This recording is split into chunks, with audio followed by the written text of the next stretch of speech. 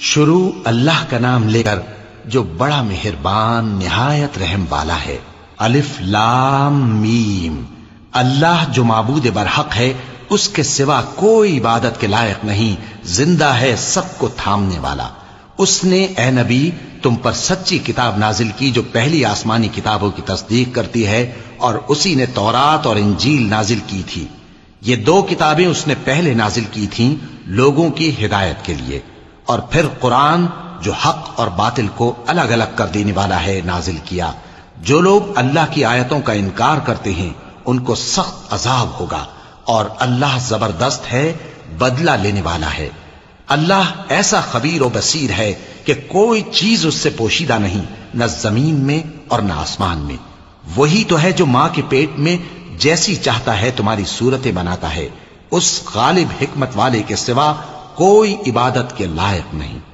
اے پیغمبر، وہی تو ہے جس نے تم پر یہ کتاب نازل کی جس کی بعض آیتیں محکم ہیں اور وہی اصل کتاب ہیں، اور بعض دوسری متشابہ ہیں۔ تو جن لوگوں کے دلوں میں کجی ہے وہ متشابہات کا اتباع کرتے ہیں تاکہ فتنہ برپا کریں اور مراد اصلی کا پتہ لگائیں، حالانکہ مراد اصلی اللہ کے سوا کوئی نہیں جانتا۔ اور جو لوگ علم میں گہری نظر رکھتے ہیں وہ یہ کہتے ہیں کہ ہم ان پر ایمان لائے، یہ سب آیات ہمارے پروردگار کی طرف سے ہیں، اور نصیحت تو عقل مند ہی قبول کرتے ہیں۔ اے پروردگار، جب تو نے ہمیں ہدایت بخشی ہے تو اس کے بعد ہمارے دلوں میں کجی نہ پیدا کر دیجو، اور ہمیں اپنے ہاتھ سے رحمت عطا فرما، تو بڑا عطا فرمانے والا ہے۔ اے پروردگار، تو اس روز جس کے آنے میں کچھ بھی شک نہیں سب لوگوں کو اپنے حضور میں جمع کر لے گا، بے شک اللہ خلاف وعدہ نہیں کرتا۔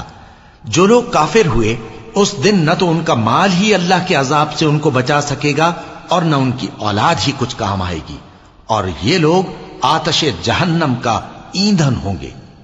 ان کا حال بھی فرعونیوں اور ان سے پہلے لوگوں کا سا ہوگا جنہوں نے ہماری آیتوں کی تکذیب کی تھی، تو اللہ نے ان کو ان کے گناہوں کے سبب عذاب میں پکڑ لیا تھا، اور اللہ سخت عذاب کرنے والا ہے۔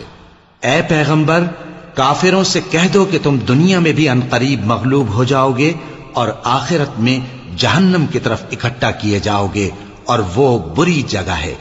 تمہارے لیے دو گروہوں میں جو جنگ بدر کے دن آپس میں بھڑ گئے قدرت الہی کی عظیم الشان نشانی تھی۔ ایک گروہ مسلمانوں کا تھا، وہ اللہ کی راہ میں لڑ رہا تھا، اور دوسرا گروہ کافروں کا تھا، وہ ان کو اپنی آنکھوں سے اپنے سے دگنا مشاہدہ کر رہا تھا۔ اور اللہ اپنی نصرت سے جس کو چاہتا ہے مدد دیتا ہے۔ جو اہل بصارت ہیں ان کے لیے اس واقعے میں بڑی عبرت ہے۔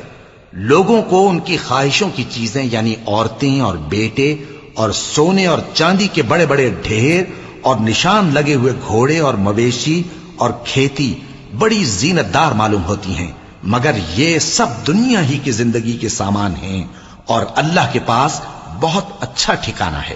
اے پیغمبر، ان سے کہو کہ بھلا میں تم کو ایسی چیز بتاؤں جو ان چیزوں سے کہیں اچھی ہو؟ سنو، جو لوگ پرہیزگار ہیں ان کے لیے اللہ کے ہاں باغات بہشت ہیں جن کے نیچے نہریں بہ رہی ہیں، ان میں وہ ہمیشہ رہیں گے، اور پاکیزہ بیویاں ہیں، اور سب سے بڑھ کر اللہ کی خوشنودی۔